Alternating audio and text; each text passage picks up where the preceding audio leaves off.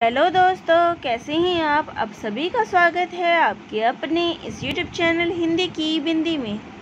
तो दोस्तों, आज हम सुमित्रा नंदन पंत जी के द्वारा लिखी कविता द्रुत झरो जगत के जीर्ण पत्र, तो इस कविता की जो है हम व्याख्या करने वाले हैं। तो ये कविता जो है, चाहे वो यूपीएचईएससी की जो परीक्षा है उसके अंतर्गत या फिर यूजीसी नेट, तो दोनों के अंतर्गत ये जो कविता है वो दी गई है।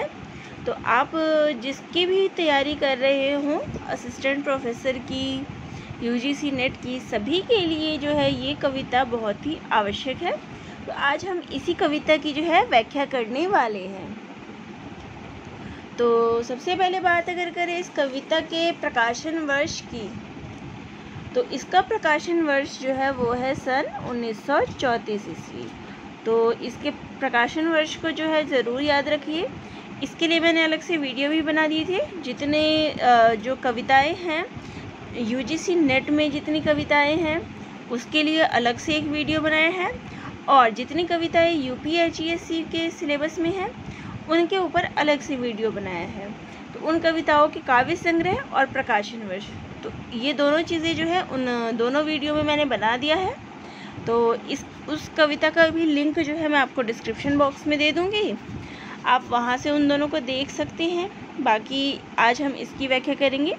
तो इसका प्रकाशन वर्ष हो गया 1934 ईस्वी, और इसके काव्य संग्रह जो है वो है युगांत।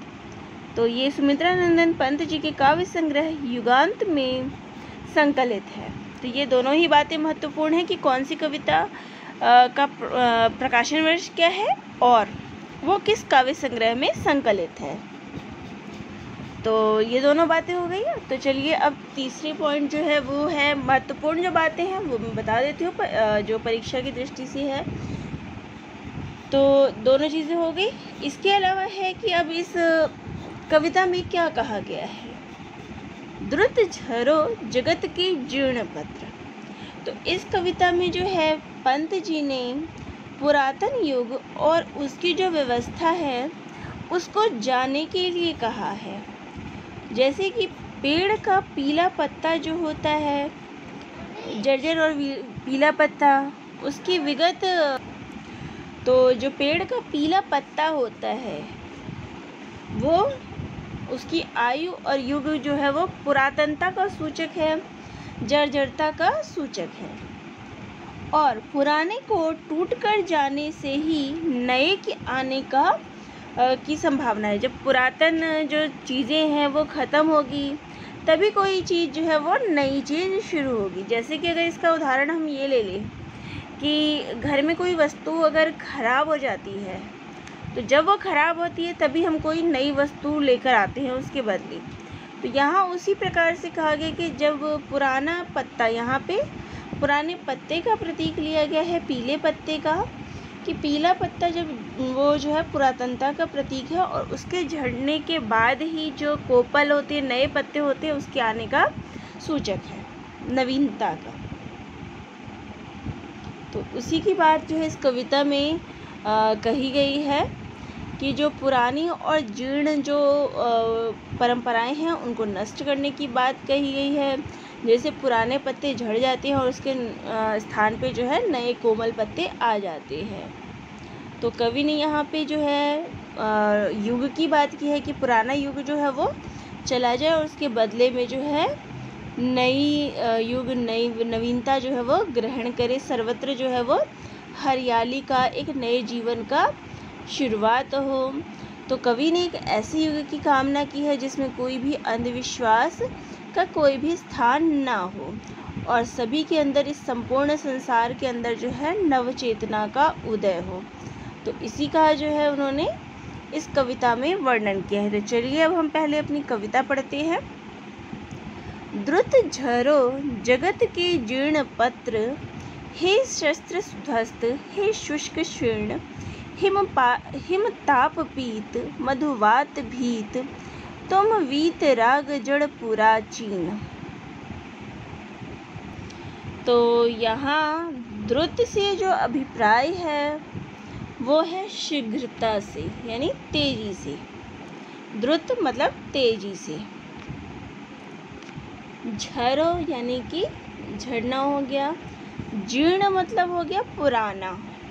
और पत्र यानी कि पत्र, तो जीर्ण हो गया, पुराना हो गया, और पत्र से अर्थ पत्ता है। और ध्वस्त हो गया यानी कि नष्ट होना। शुष्क यानी कि सूखे हो गया। और शीर्ण यानी दुर्बल जो होता है वो।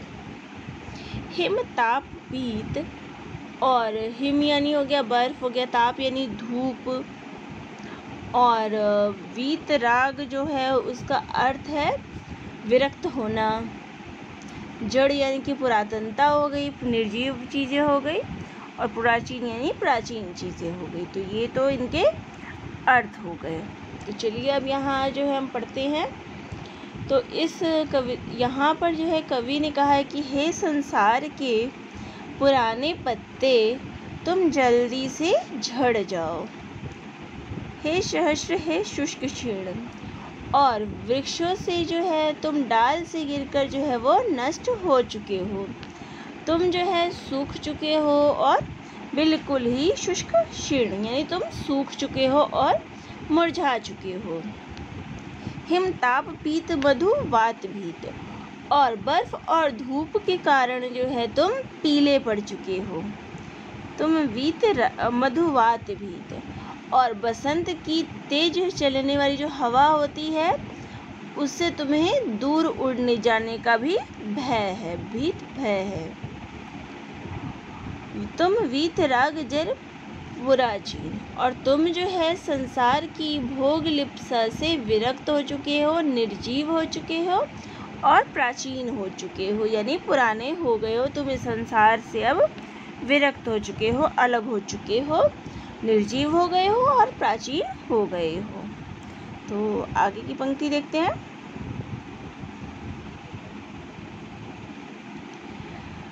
निष्प्राण विगत युग मृत विहंग, जग नीड़ शब्द ओ श्वासहीन, च्युत अस्त व्यस्त पंखों से तुम झरझर अनंत में हो विलीन। तो आगे की पंक्ति में जो है कवि कहते हैं कि निष्प्राण विगत युग, यानी कि तुम बीते हुए प्राणहीन युग हो जिसमें कोई भी प्राण नहीं है। मृत विहंग यानी कि तुम मृत पक्षी हो, मरे हुए पक्षी हो। जग नीड़ शब्द और श्वासहीन, तुम्हारा संसार रूपी जो घोंसला है वो नष्ट हो चुका है और तुम जो है सांस लेने में असमर्थ हो और तुम जो है चहचहा भी नहीं सकते। च्युत अस्त व्यस्त पंखों से तुम, और तुम्हारे जो पंख हैं वो नष्ट हो गए हैं, तुम पंख विहीन हो गए हो, तुम्हारे पंख टूट टूट कर गिर चुके हैं और तुम अब बिना पंख के हो गए हो। तो यहाँ झरझर अनंत में हो विलीन यानी कि टूट के झड़ गए हैं। तो यहाँ कवि ने पेड़ के पीले पत्ते को बीते हुए युग के समान ही, कि जिस प्रकार बीता हुआ युग चला जाता है और प्रयोजनहीन हो जाता है, उसी प्रकार से यहाँ पे पीले पत्ते का उदाहरण लेके पुरातन युग की बात की गई है। और इसमें जो है इन पंक्तियों में उसने उसको मरे हुए पक्षी के समान भी बताया है पुरातन युग को। और कवि आगे कहते हैं कि जो है जर्जर जो पीले पत्ते हैं वे झड़कर अनंत में जो है विलीन हो गए हैं। तो आगे की पंक्ति देखते हैं। कंकाल जाल जग में फैले, फिर नवल रुधिर पल्लव लाली, प्राणों की मर्मम से मुखरित जीव की मांसल हरियाली। तो आगे की इन पंक्तियों में जो है कहने का आशय यही है कि अब जो है संसार में गत युग के जो है अस्थि पंजर यानी कि कंकाल जाल यानी कि अस्थि पंजर ही तुम्हारा शेष रह गया है और बाकी कुछ भी नहीं बचा है। जो हार्ड मांस हो गया वो खत्म हो गया, मांस जो है वो ऊपर से खत्म हो गया, केवल अस्थि पंजर यानी कंकाल ही बच गया है। फिर नवल रुधिर पल्लव लाली, और इस विगत युग के पुरातन युग के इन अस्थि पंजर में नए रक्त की जो है लालिमा वाले पत्ते उत्पन्न हो। तो उसी में क्या होगा, पुरातन समाप्त होकर जो नए नए कोपल पत्ते खिलेंगे। जिस प्रकार पुराने पीले पत्ते टूटकर गिरते हैं जीव की मांसल हरियाली। तो पुराने पत्ते जिस प्रकार से टूट के गिरते हैं उसी प्रकार से पुरानी मान्यताएं भी जाए और उसके स्थान पे जो है नए युग का शुरुआत हो, नई विचारधाराएं जो है वो उत्पन्न हो। आगे है, मंजरित विश्व में यौवन के जग कर जग का पीक मतवाली, निज अमर प्रणय स्वर मदिरा से भर दे फिर नवयुग की प्याली। तो जीवन की जो उखड़ी जो ध्वनियाँ हैं उससे जो है ध्वनि से नवीन युग का, नवजीवन का आनंद फिर से जो है स्वर में भर जाए। और युवावस्था के जो पुष्पित संसार में मंजरित युवावस्था की मंजरित विश्व में यौवन के, तो युवावस्था के पुष्पित संसार में, इस संसार में जो है मतवाली कोयल का पीक स्वर यानी कि जग का पीक, और जो मतवाली कोयल का स्वर है वो इस संसार में गूंजे और वह अपने प्रेम की शराब से नवीन युग की प्याली को फिर से मदिरा से उसको नवीन युग की प्याली से फिर से भर दे। यहाँ कवि का आशय यह है कि पुरातन युग की टूटी फूटी मान्यताएं जो है वो ख़त्म हो जाए और उसके स्थान पर जो है नवीन युग की उपयोगी धाराएं जो है इस संसार में व्याप्त हो। तो यहाँ पूरी पंक्ति में, पूरी कविता में जो है कवि के कहने का आशय यही है। इस कविता के माध्यम से कवि कहना चाहते हैं जो पुरानी सड़ी गली मान्यताएं हैं, जो अंधविश्वास है, वो समाप्त हो जाए और उसके स्थान पे जो नवीन विचारधाराएं हैं उसका आगमन हो।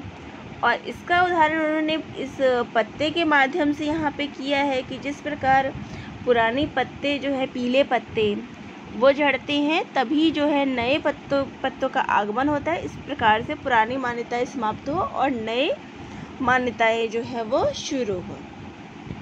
तो इस कविता की जो भाषा है वो सरस है, साहित्य और संस्कृतनिष्ठ शब्दों का यहाँ प्रयोग किया गया है। इसकी शैली जो है वो प्रतीकात्मक है, तो यहाँ पे प्रतीकों का प्रयोग इस कविता में किया गया है। और यहाँ पे वृक्ष के जो पुराने पत्ते हैं वो सड़ी गली मान्यताओं के प्रतीक है जिनको शीघ्र जाने के लिए है कहा गया है। अलंकार की बात करें तो इसमें रूपक अलंकार, अनुप्रास अलंकार जो है उसका प्रयोग किया गया है। मानवीकरण अलंकार भी है, मानव के रूप में जो है दिखाया गया है कि यहाँ पे विदाई यानी विदा कर रहे हैं हम, पुराने पत्तों के माध्यम से पुराने समय की विदाई हो रही है और नए का आगमन दिखाया जा रहा है। तो चलिए यहाँ पे आपको ये कविता कैसी लगी कमेंट बॉक्स में ज़रूर बताइएगा और चैनल पे नए हैं तो चैनल को ज़रूर सब्सक्राइब करिएगा। और इसी प्रकार से किसी भी टॉपिक में आपको कोई समस्या आ रही हो तो कमेंट बॉक्स में कमेंट करके वो भी ज़रूर बताइएगा ताकि वीडियो के माध्यम से आपकी उस समस्या का जो है समाधान किया जा सके। तो चैनल से जुड़ने के लिए चैनल को ज़रूर सब्सक्राइब करिएगा। तो दोस्तों आप सभी का बहुत बहुत धन्यवाद।